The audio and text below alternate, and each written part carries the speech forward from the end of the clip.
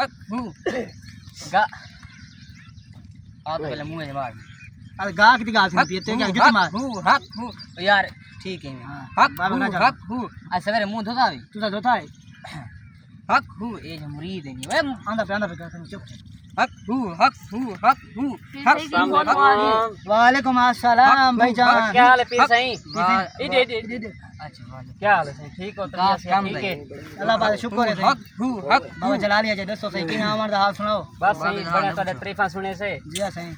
आगे ने सही जंगल बैठे पीर जी हां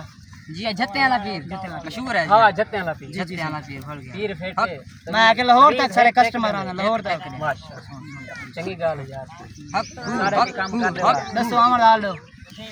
आमन दा हाल यो है जी हां सही हुक्म करो रन रोस गई मेरी बापे जी अपनी रोस गई तेरी क्यों वाला देवे ए मरे ना कर हां हक हूँ हक सीरियस हूँ हक हूँ तेरा बड़ा मजाक की से मजाक दसाओ अरे चुप कर बे बाबा रान निकल गई तारी राम दिखा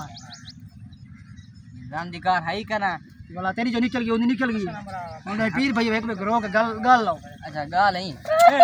बस बस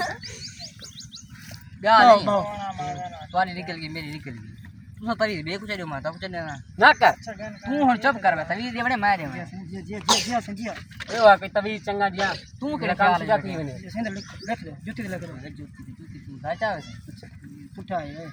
पुठा ओए सीधा रीता कर तो सा पीर के देवे मुरीद कहते हैं सारा काम ऐसा करने